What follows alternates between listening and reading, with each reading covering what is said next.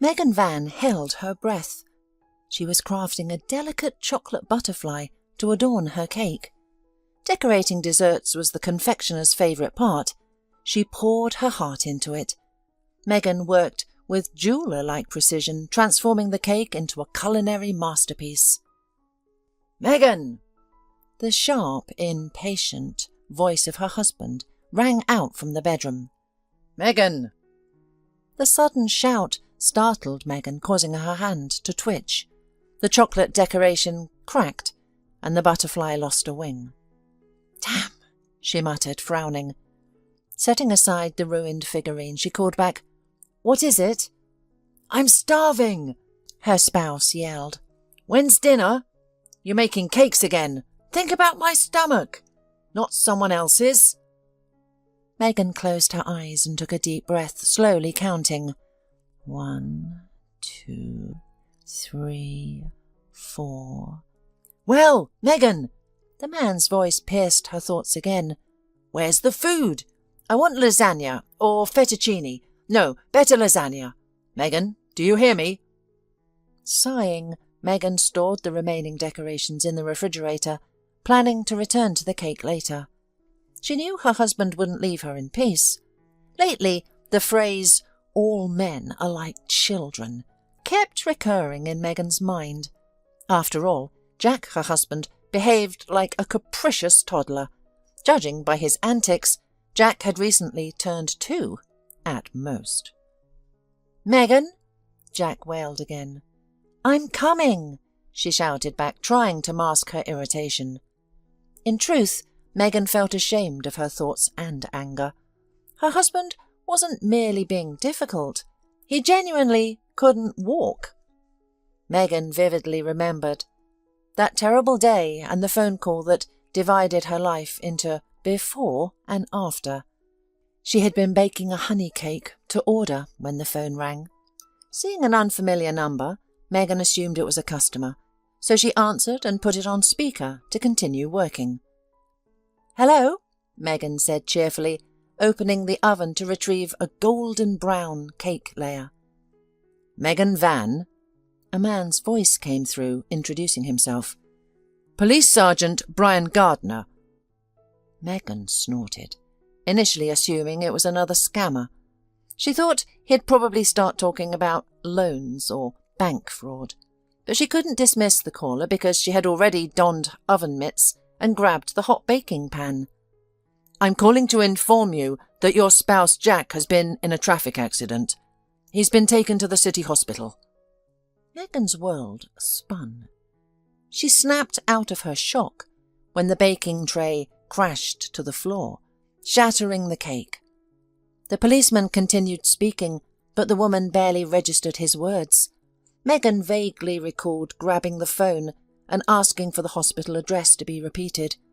She scribbled it with trembling fingers on a scrap of paper, then, hastily turning off the oven, rushed to the medical centre.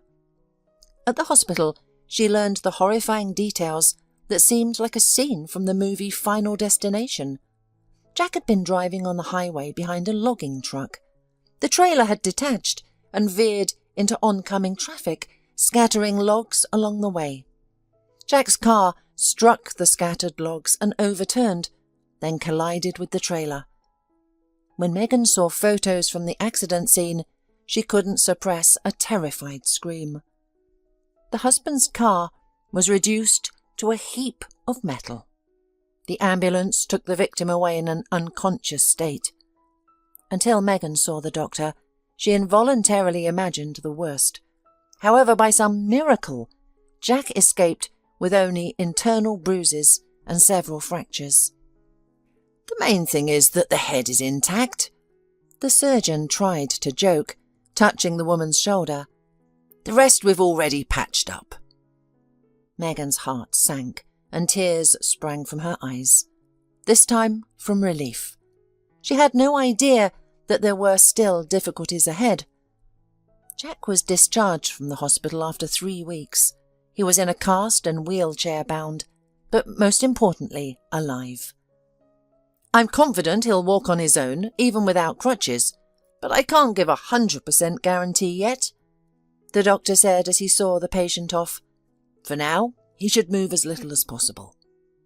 Megan nodded, relieved to have her spouse back. However, as they say, the good times didn't last long. Jack's character deteriorated terribly.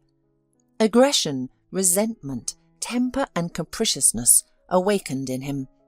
Jack seemed especially depressed by the fact that Megan officially became the head of the family, although she had been carrying everything on her shoulders before. The fact was that Jack couldn't return to work, receiving only meagre disability payments. Fortunately, a year before the accident, Megan had started baking cakes. She had stumbled upon a popular blogger on the internet who baked cakes and cupcakes to order, earning good money. Megan thought, "Why can't I do that?" At first, Megan combined baking with her main job as a schoolteacher. However, she soon left the school because she simply couldn't take it anymore. She was emotionally burned out, exhausted from the workload, buried in paperwork, and the salary was pitiful. Megan's decision wasn't appreciated by her mother-in-law or her husband. They both tried to guide Megan back to the right path. "Being a teacher is a noble profession. Can't you handle it?" Jack's mother grumbled. "And you need an official salary. Otherwise, how will you get a pension?" "If I stay in school, I won't live to see my pension," Megan joked grimly. She didn't listen to her mother-in-law's advice. Only her best friend Daphne supported her new hobby, and it was Daphne who first bought Megan's chocolate cake, insisting on full payment. Then she spread the word and helped her friend create a social media page. Soon, Megan had so many orders that even her mother-in-law fell silent. Eventually, Megan and Jack were able to take out a mortgage and move out of their rented accommodation. It was paid mainly by Megan. Jack earned a not-too-good salary, but he covered only the utilities. The rest of his earned money he spent on himself, especially on computer games, which Megan couldn't understand. However, the woman was so passionate about her business and personal growth that she failed to notice the red flags in their relationship. Now that Jack was completely in a cast, only Megan's cakes provided for them. However, work became more challenging every week as Jack began to demand all of his wife's attention. Megan tolerated her husband's whims, understanding how difficult it was for him. She looked after him as if he were a child. Jack, however, did not appreciate it. He would become angry if his spouse sought a brief distraction by meeting a friend or leaving the house on business. "You want to leave me alone?" He looked at her reproachfully like a helpless puppy. "Don't you remember what happened last time?" And last time had been a real disaster, by Jack and his mother's standards. Megan, deciding she'd go crazy if she didn't get some air, had gone to the candy store. She didn't make it as she received a call from her husband. "I'm bleeding! There's blood everywhere!" he yelled into the phone. A pale Megan turned the car around and rushed back home. Then she saw her husband sucking his finger. There was a shallow cut on it. It turned out that the man had wanted a sandwich, but had failed in his attempt. "That's it?" Megan was stunned. She couldn't bite her tongue. Jack looked at her resentfully, as if Megan had personally pulled out a machete and slashed him. She had to generously pour hydrogen peroxide on the finger of the sufferer, blow on the cut, and then wrap it with several layers of bandages so that the child calmed down. Daphne, hearing such news, whistled. "You burned your hand with caramel this summer, but finished the wedding cake, and he threw a tantrum because of a scratch. You've gotten him used to the sweet life." Megan only sighed, and then listened to the reproaches of her mother-in-law, who claimed that Megan, a careless fool, had left her husband alone. "You know, I didn't think that a 30-year-old man couldn't be trusted with a knife and sausage," Megan finally retorted. However, now, when the man whined that he was again abandoned to his fate, Megan sighed, pulled off her jacket and called Daphne to say that she wouldn't come. She devoted another evening to taking care of the discharged hospital ward. It seemed to worsen. The expression on his face became more miserable, and he took more pills. Megan's mother-in-law visited them often. Taking advantage of the moment, Jack's mother conducted an audit of the hostess's fridge, criticising her for cooking an insufficient number of dishes. When she noticed that Megan was freezing ready-made dishes so that she wouldn't have to waste time on cooking later, she grabbed her head. "My Jack needs good nutrition to get on his feet. And what? Are there just cakes in your refrigerator?" Megan clenched her teeth and swallowed the words that these cakes were the only source of income for their family. A month passed, followed by a second. The man was able to move around the house on his own, but the cast had not been removed. Problems with Jack only increased.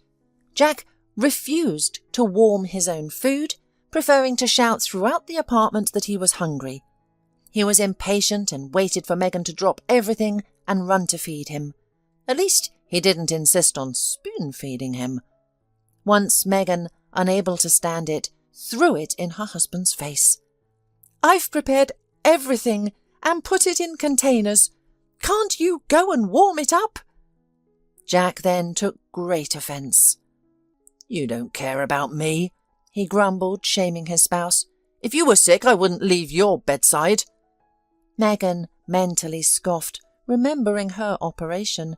The man hadn't even bothered to pick her up after the hospital, telling her to take a cab. In the end, Daphne took care of her friend.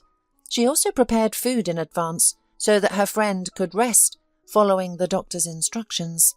But even then, Jack still demanded attention and a hot dinner for a man tired from work. And now, on top of everything, Jack started leaving a mess everywhere. He constantly scattered crumbs around the house and threw things wherever he pleased. Megan found wet towels, dirty laundry, napkins and chip packages all over the house. She tried to hint that her husband might benefit from making an extra trip to the trash can. However, he didn't listen. Jack spent all day watching TV or playing online games with his friends. 3 months after the accident, the man seemed to feel better, yet he still relied heavily on his wife. Despite his poor condition and the cast on his leg, Jack didn't miss the chance to meet his friends at the summer house for Frankie's birthday, Jack's best friend. The man could not miss such an event. Megan let him go willingly, feeling only relief. She spent a peaceful weekend. She met with Daphne and went shopping, for the first time in months, spending time and money on herself rather than her husband's whims. On Sunday evening, friends returned Jack, literally carrying the drunken man into the apartment. "Accept the package, hostess," laughed the equally drunk birthday boy. Jack fell asleep immediately. Megan went to the kitchen to finish a late-night order, a set of trifles she had promised to deliver to the customer's office herself. Unfortunately, things weren't going smoothly. The cream had separated, and the first cake hadn't risen. The determined confectioner stayed in the kitchen to perfect the layered desserts in glasses. When Megan finished and, tired but satisfied with the result, got ready for bed, dawn was already breaking.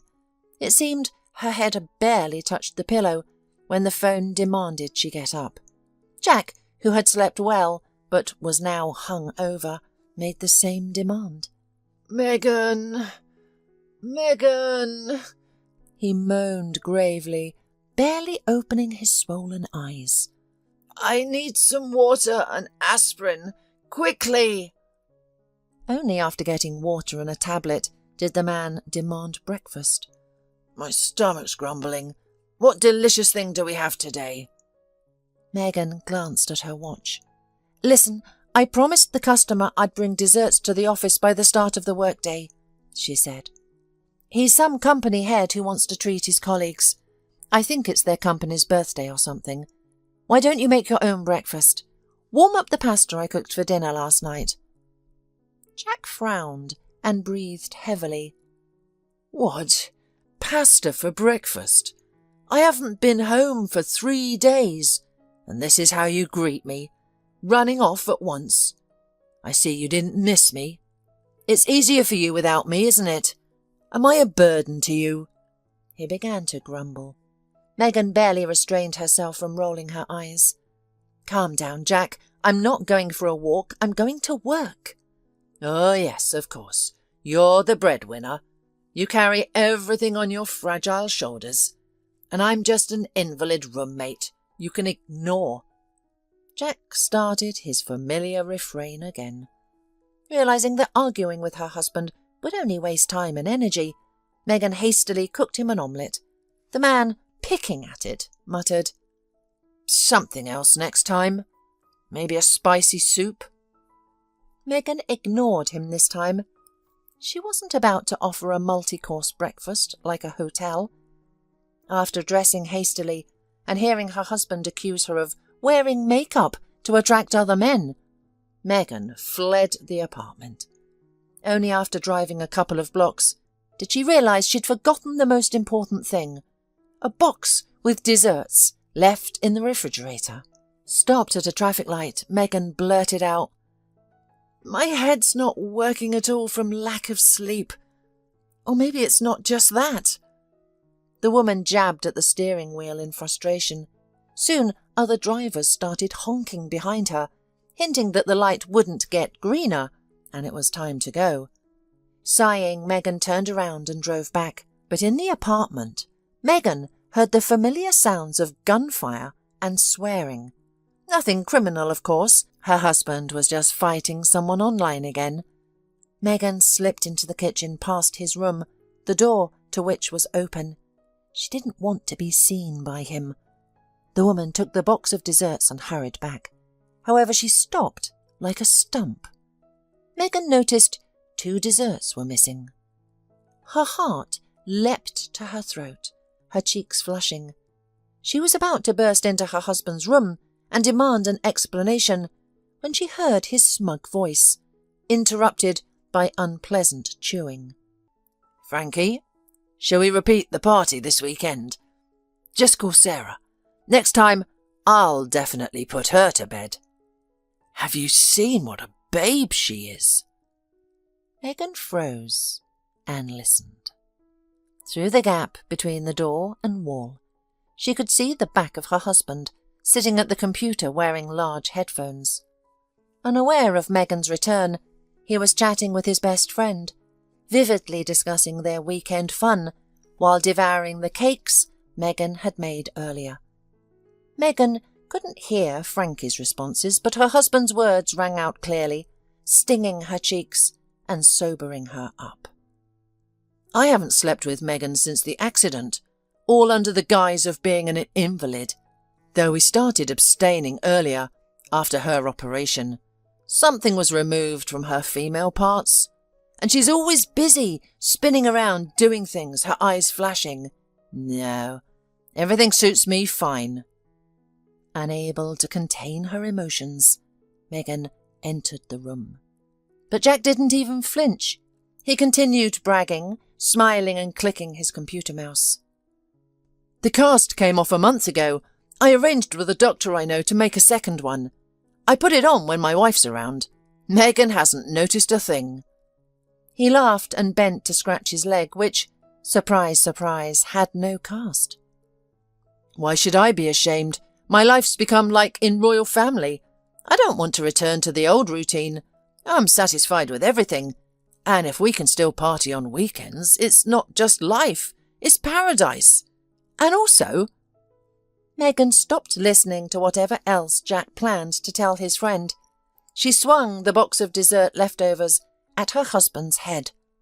The projectile hit its mark, making the man twitch and squeal like a piglet. He yanked off his headphones, spinning sharply in his computer chair. Jack's face drained of colour, his expression terrified. Megan, red as a poppy, clenched her fists and shook with anger. Hot tears choked her. "How could you? You brute!" she shouted. "Megan, listen, it's not what you think," Jack protested. "What is it then?"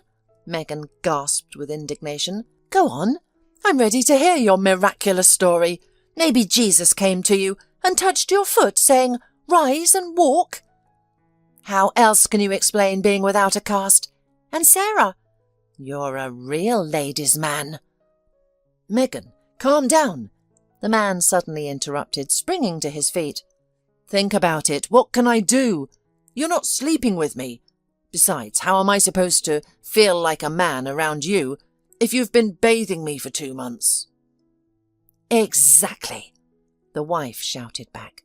"You've got it made, Jack. I'm running around here like a servant for a perfectly healthy man, and you're having fun, and you've even made me the guilty one. I didn't go to bed with you because I wasn't sleeping at all, working hard to pay the mortgage." "Megan, let's calm down," Jack babbled, taking a step toward her. The woman recoiled as if from fire. "To hell with you. I don't want to see you again." With that, Megan stormed out of the apartment. Jack didn't chase after her. In her car, Megan, sobbing, called the customer to admit the desserts wouldn't be ready. Hello, I've let you down terribly," she choked out. "I can make you a free cake and refund your money, of course." Hearing her distress, the man grew concerned. "Do you need help?" he asked. "Only if you're a lawyer," Megan sobbed. Silence hung on the line before the customer spoke. "Actually, I am a lawyer." An hour later, Megan sat in Hector Molina's office, now as the client. Hector turned out to be a consummate professional. Soon, Megan and Jack divorced, with Megan keeping the apartment she'd been paying the mortgage on. Fortunately, the mortgage was in her mother's name, as her mother-in-law had refused to take responsibility, a decision she later regretted. Jack moved back in with his mother, and as Daphne imagined, they lived in harmony while gossiping about Megan. However, Megan couldn't care less about their fate. Leaving the courtroom, she took her first, deep, unencumbered breath in recent memory. Megan began living on her own terms, baking cakes and cupcakes, sleeping soundly at night, and working on decor without interruptions. She started going out with her friend, allowing herself to laugh loudly and genuinely. Frequenting cafes and bars, she began dressing up again and soon blossomed. Later, Megan baked an enormous cake and many truffles. She brought this bounty to Hector's law office. "I'd like to thank you, to return you my debt," she said, blushing. "Thank you for being so understanding back then." The lawyer's colleagues welcomed the pastry chef enthusiastically. Work ground to a halt as the office filled with the aroma of coffee and tea.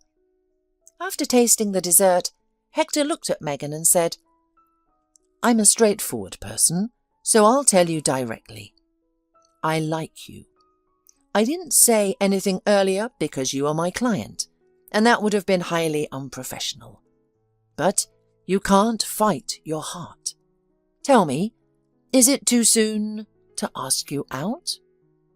It's only been a short while since your divorce."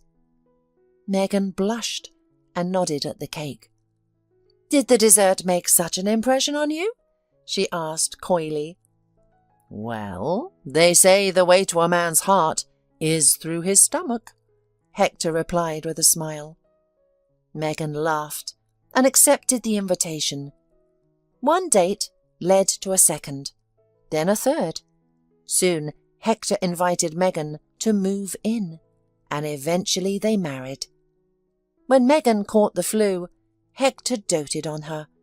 He always treated her like a delicate flower and never belittled her hard work.